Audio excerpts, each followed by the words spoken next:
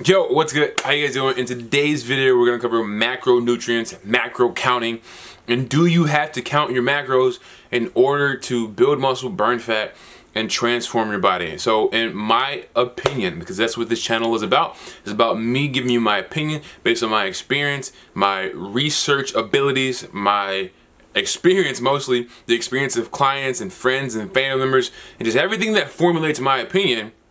And then I give it to you based on X, Y, and Z. So in my opinion, the answer is yes, right? For the beginning half of my bodybuilding, working out, personal training career, I was really good at just guessing, right? I had to increase my protein, so I got a pound of meat and I ate more protein. I had to get more carbs in because I want to get bigger, so I got more carbs in. Or I was going on a cut, so I did intermittent fasting and then gave myself a window, ate 2 times a day, and I started to lose weight because I was in caloric deficit.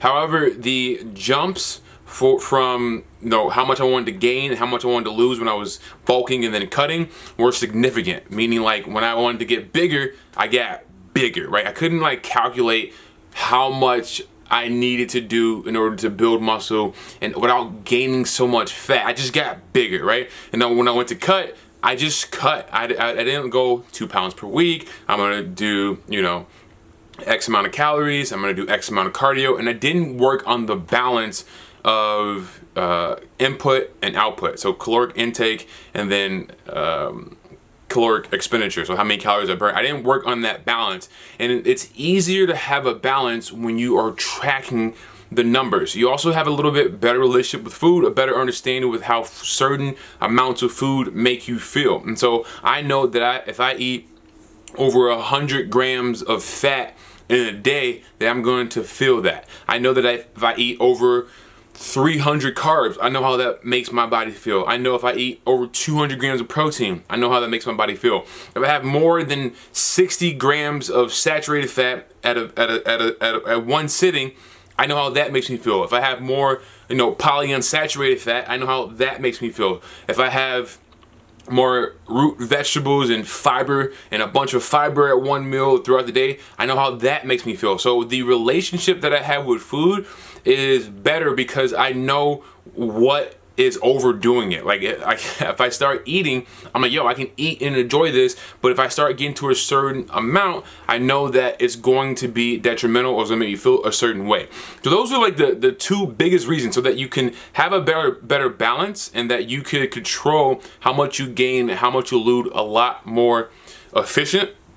And then so you know how you react to certain amounts of food, right? We're not talking about how certain food sensitivities or anything like that. We're talking about how the load of food, how that makes you feel. And then when I work out and go exercise and then count your steps, and then you work out and track your workouts, and then I know I can have more food if I burn X amount of calories. So the energy balance and knowing how much calories in and calories out that you can do, I think it's widely beneficial, right? Otherwise, you're just guessing. And while you can make progress while guessing, you can't be as accurate, right? Unless you've done it and you're super experienced. Like, I know my body. I know if I eat 3 meals and have this, that, you just do the trial and error and you just put the time in, then yeah. But if you're just getting started or you're looking to make specific changes in your particular physique, and then you want to know how certain amounts of food makes you feel, then I would definitely recommend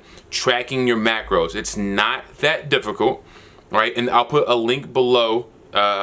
Maybe might not put a link below, but it's not that difficult. And then once you have a good understanding of it, you don't have to do it forever.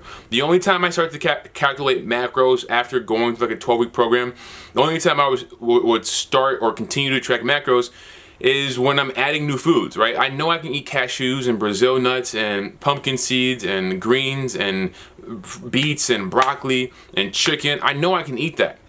I know that after 8 to 10 ounces of chicken that I'm going to start to feel it, right? If I just eat a bunch of animal protein, I'm going to start to feel it, right? And in a lot of different ways.